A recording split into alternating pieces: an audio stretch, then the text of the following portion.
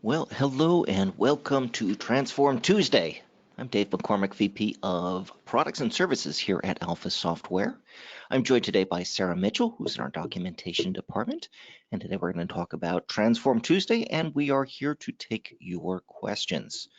So I've had a very busy week last week and this week working on TransForm. In fact, that's why I canceled last session, because I've been adding about 60 pages to the Alpha TransForm User's Guide. And today we are going to go over the new guide, which will be available to you shortly within the next day or two. But today we're going to go through a sneak preview.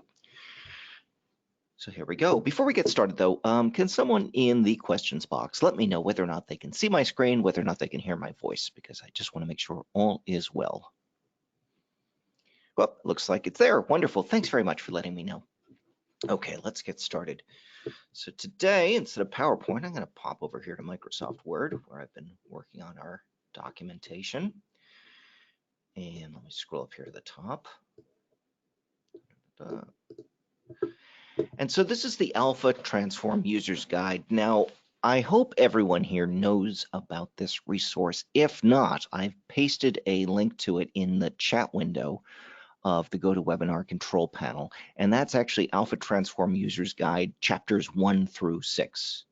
Now, the idea behind a user's guide, as opposed to online documentation or a reference manual or even a tutorial, is sort of to go on a high-level basis to tell you about the things that are possible to do in Alpha TransForm, and to give you examples and to show you how to do them.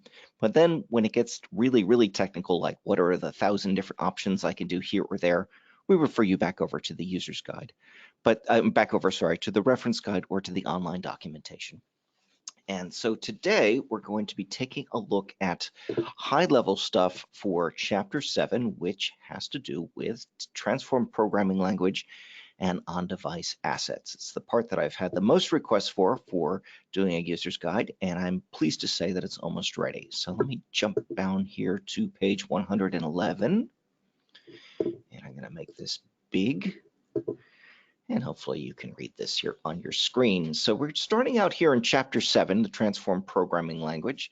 And a lot of you already know what TransForm programming language is. It is a language that's built into TransForm. It runs in the mobile application, so it runs mobile as opposed to server side, which means that it works offline. It's similar, but not exactly like JavaScript or Visual Basic. And it was never a language that you were meant to program very much in. Most TPL code snippets that you work in are going to be a couple lines long. A huge one might be like 15 lines long or 20 lines long. It was never supposed to be giant. But it does have the normal things that programming languages have, like functions and arrays and things like that. And so to begin, because TPL is defined at the form level, you actually get to the code editor from the designer portion of Alpha Anywhere.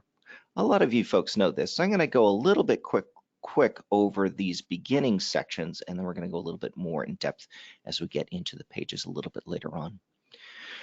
So one thing that you need to know, though, about TPL code isn't just where to write it, but where it gets executed as well. And so code gets executed on things that are called events. So an event could be a couple of different types of things. An event could be a user opens up a field to make a change. That's called an on-editor event.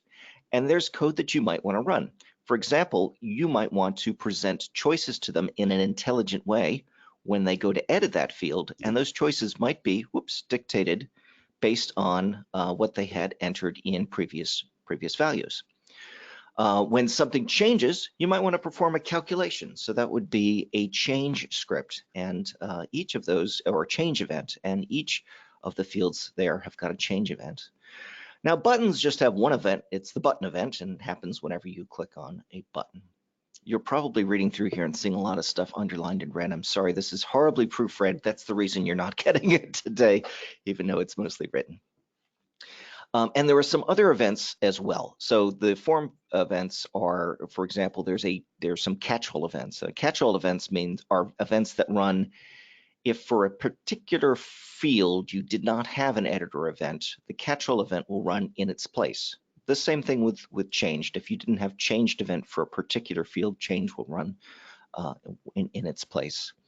There are a couple, and there's also one for load and for finished. So load is when the form first opens, and finished is when you've closed the form either by submitting it or clicking done and going back to the list of forms in the TransForm mobile application. All right, moving on. When I was researching this, there were a couple of behaviors that I did not expect because I wanted to try everything out. And a couple of them were, one had to do with the changed script. So the changed script, I noticed, doesn't update the screen. I'm sorry, the editor script. The editor script does not update the screen when you change a value. So if your editor, for example, changed a field value, when you return back to the screen, you're not going to see that change. So those sorts of things probably should be put in the changed event, or you should make a dummy changed event that'll do it.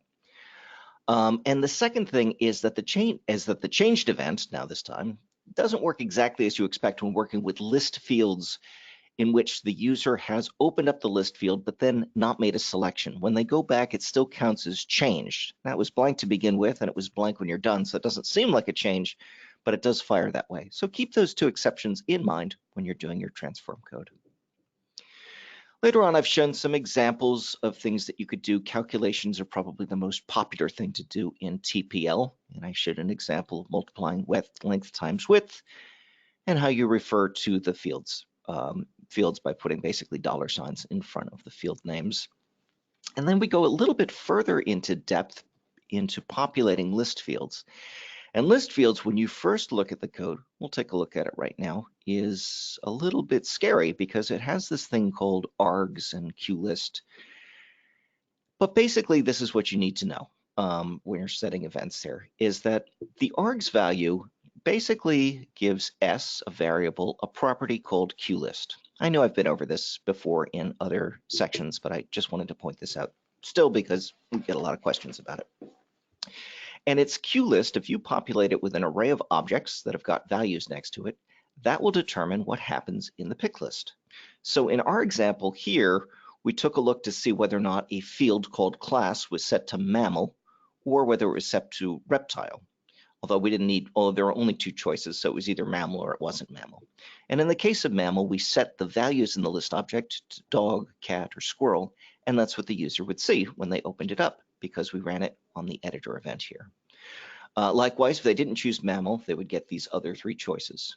And we go into a little bit more examples showing how you can have one value that the user sees, but another value that the user, that gets saved in the database. For example, in this one, we were using scientific names. So the scientific name for a dog is a Canis lupus familiaris.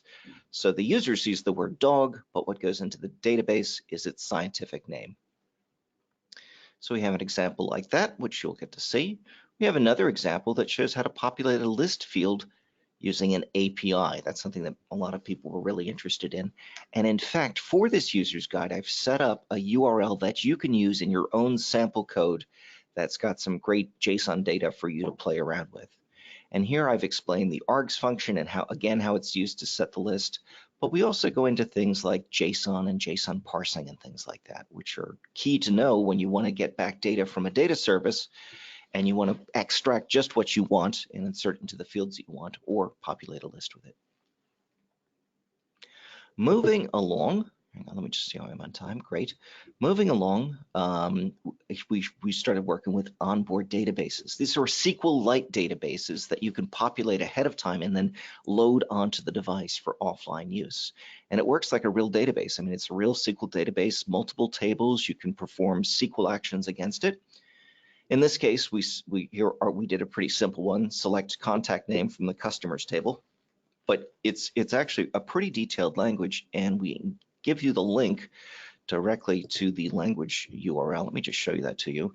There's a lot of things that you can do in it, and this documentation actually for it from SQLite is really quite good. So it's worth investigating if you're going to do some things in SQLite. Some of the things you might want to try in SQLite, for example, is if you were pulling from a list, you can use the distinct property to pull out to dedupe the list before things come down. So for example, if you had a list of let's say orders, sort of a flat table that had orders, a lot of customers. So some customers might have multiple orders in the same table. You could use SQLite to pull back unique values for just the customer names if you wanted to populate a list with that. Then we go into barcode scanning. This is one of the cooler features of a phone, is the ability to do a QR code scan and have it look up information in a database. And I give you an example of that here in this upcoming guide. And we also talk about the fact that SQL can use arguments. For a lot of you here are familiar with low code and actually regular code programming and are familiar with arguments, but it's a way of passing in parameters into a SQL statement in a safe way. And we support that here in SQLite. Then we go on to the on-device assets section, and that's something I covered in the last several sessions, where you could do things like open a repair manual or see a repair video. And we show you the code behind that. And then there's a new one here for giving driving directions. Now, I know that the equipment inspection example that we did with Nikos probably 2 months ago did have an example of this, but I've actually improved it here. So here's an example where I clicked navigate to site, and it brought me to this really nice interface. That's the default map interface on my phone. And at the end, you can actually hit transform and bring it back. Now, the improvement that I've made to Nikos's example was his required knowing the latitude and the longitude of where you're going. But it turns out it was just as easy to create a script in which you could feed in the street address, which I think is a more realistic situation. In the case of Nikos, in many cases, they were looking for cell phone towers that were out in the desert. Well, they didn't have street names or street addresses, so latitude and longitude is all they could work with. But in this case, for many cases, for example, if you're using TransForm to send people out to houses or office buildings or whatever to perform repairs, you're going to want to know, you're going to want driving directions based on the street address. So I've given you the example of how to do that there. I was also pleased to learn that you can do this one for free of charge from Google. You do not need an API key like you do for many of the other functions. We do talk, and I do mention here briefly about whitelisting, but we do get into that a little bit later on, and I will show you that. And then we talk a little, we sort of dive back into the functions section about, back into the TPL section about creating functions and how you can use those basically so that you don't have to rewrite codes, that all your code is in reusable blocks, and it makes it easier to code in the first place, but it also makes it easier to maintain your code later on. And I give some various examples doing Celsius and Fahrenheit temperature conversions. And then we go into the debugger, and I've also covered this in past sessions, but the debugger things that you have, debuggering, yeah, very nice, that we have here is using the tester, which is one type of debugger. That's the type of debugger that's built into the website, into TransForm Central. And it's the nice thing about using the one that's built into TransForm Central is that if you find a mistake, you can correct it right away, since all of your code has to go into TransForm Central. It doesn't go into the TransForm app directly.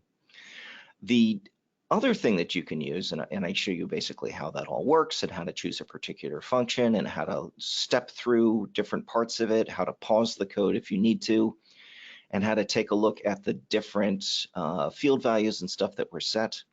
And also how to use this single line execute command, what it's for. We go into that. So for example, it's basically just returns a value based on what you type in, but it can refer to field values, it can refer to functions and other things as well, which is kind of cool. Moving along, we have, besides the tester, I think coming up next should be the debugger. And the debugger, yes, it is the debugger. The debugger is a tool that's built into TransForm Central, and we have, for those of you who are familiar with it already, we have just locked this down. So the debugger is now only available to administrators or to people who have a role called developer. So developer is a new role in TransForm Central that you can add, and its meaning is someone who's allowed to use the debugger and some of these other support tools.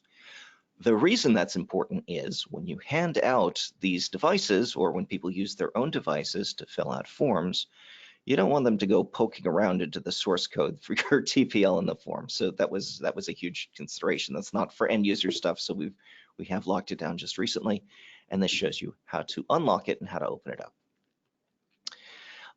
The on-device debugger is actually really cool because it works with your actual device and it lets you do things that you couldn't do in the tester. For example, the tester doesn't let you do an in-app browser, or it doesn't do AJAX callbacks.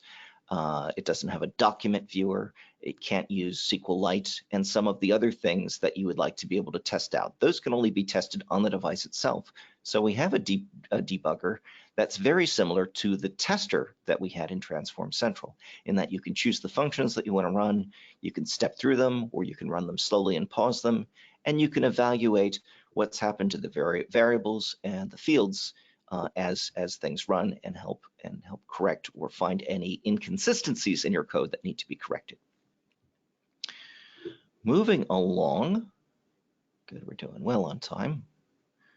Moving along, this is all debugger stuff. We talk about how to load, refresh, and delete on-device assets. On-device assets are videos, training manuals, SQLite databases that you want to keep on the device while you are on the road and you do not have a signal. So, for example, you might want to look up in a parts database for a cross-reference for a part. And maybe you've got the right part in stock, you didn't know it, that one part could be substitute for another. You could, for example, have a database that looked that up. And in this section, we show you how to actually get those devices up onto your TransForm mobile application. It's actually a multi-step process. I'm going to go through it here briefly, but basically it requires you to place the assets themselves up on a server, someplace where the TransForm app can get them. It asks for a manifest file that you can that lists out all of the locations of all of the assets. There's another one called the policy file that defines when the assets are downloaded onto the device. And I'm going to talk about that a little bit later because there's kind of a gotcha with that. And then when the user logs into the device or refreshes the application, it downloads those assets onto the app. And we have a lot of really good in detail documentation about it here, but which is online documentation. But like I said before, in this reference guide, I try to stay pretty high level and to sort of explain all the whys of what you're doing, and also to give you step-by-step instructions. So this is the first place, I believe, in the manual in which we actually introduced Alpha Anywhere. I think almost everyone here on the call is familiar with Alpha Anywhere, not just Alpha TransForm. And Alpha Anywhere has a bunch of great built-in tools that you can use with TransForm. So just think of it as like the Alpha developer as sort of the IDE for TransForm in some circumstances. A lot of what you do in TransForm, of course, is done online. But things like loading assets are made and on-submit events are made much easier if you happen to have Alpha Anywhere. Because Alpha Anywhere has something that will actually build out your on-device data for you. And in here we give you an example. And it lets you load up folders, so multiple folders, and even then you can use wildcards. For example, I only want all the JPEGs in my images folder, for example, and not the PNGs. It lets you choose individual files that you can load, and those files can have version numbers associated with them, which is cool because when the version number changes, the device knows to download it again. But if the version number hasn't changed, the device knows that its version is good and it doesn't waste the bandwidth or the data, I should say. SQLite database is another thing, and we actually have a tool that helps you prepare or create the SQLite database. And then the URL, which is just basically a location of a file, someplace that isn't on your hard drive. But what this whole system does is it actually packages up all of these assets. It puts them into a zip file, and then it puts them onto your personal Amazon S3 storage bucket. We actually get into how to create that as well. And the advantage to having it up there is that it's accessible to the TransForm application. So everything that you need to do is all done for you here. And at the end of it, all you're given is actually this simple URL called the manifest URL, which you paste directly into TransForm Central. And that tells TransForm Central what files and stuff need to be loaded onto the device. So really, by using Alpha Anywhere, it's all just point and click. I want to use these files, these folders, this database, these URLs. And at the end, you grab the URL and you paste it in, and you're done. Well, almost. you're not quite done. And the reason you're not quite done is, and this is what I want to tell you about the gotcha portion. So we have something called, for on-device assets, called a policy. And a policy defines when these assets should be downloaded to the phone. And you have a couple of options. You can download them when you first log in, or you can download on demand, which is when a user opens up the menu and chooses the refresh assets option from the hamburger menu in the TransForm application. Now, by default, this section here in your account, when you first create it, is blank. So what that means is that even though you have specified the files that you would like on the device, those files are never going to get loaded on the device because there's no policy to tell them to do so. And so here we show you what that is, and we even give you a policy that's going to be good for 99% of cases that you can simply copy and paste into TransForm. There's some other things that you can do in that policy box as well, and those include whitelisting files and URLs. One of the key safety features that we have built into TransForm is basically a whitelist. So a whitelist is a place that we keep in our policy file, which includes all of the URLs and the folders that your application is allowed to see. Now, what that means is, because this is defined on the device level or the account level, is that even if you had, say, a developer who was either incompetent or unscrupulous, or you don't always get the best people working for you. We do, of course, but it can happen. They would not be able to do very much damage because they can only access those things that are specifically available in the whitelist. So the whitelist is important. There's a whitelist just for images, and that's because even images have the ability to leak data. You can add things to the end of an image. And also for the API callbacks. There are things called AJAX prefixes. And so basically in both cases, this policy file or these path prefixes file and AJAX prefixes file is really just a list of aliases. So for example, when I use, so my alias here is called my site, and the URL it goes to is mysite.com/images.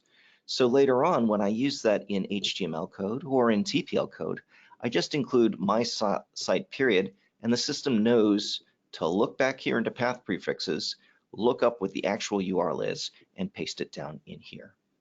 Another nice thing about using aliases and having them all in one place is that you can change them all in one place. So if you can imagine that you use the same image over and over and over again in lots of different places, but you needed to change the path it went to, you'd only have to change that here in path prefixes, which is pretty cool.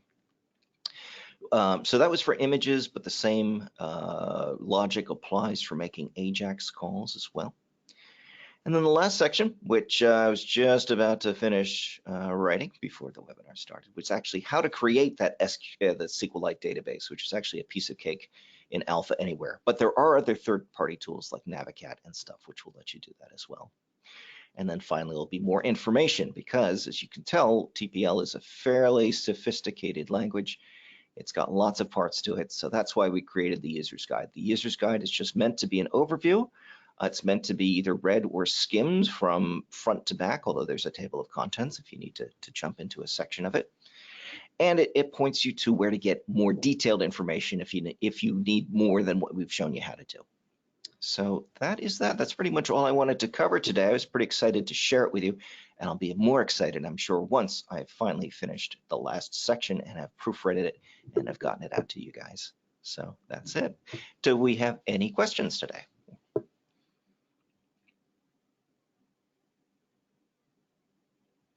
It looks like no questions. That is terrific. That means I can go to lunch. Well, hey, let's see, what time is it now? Oh, not too bad. We've been here for 25 minutes.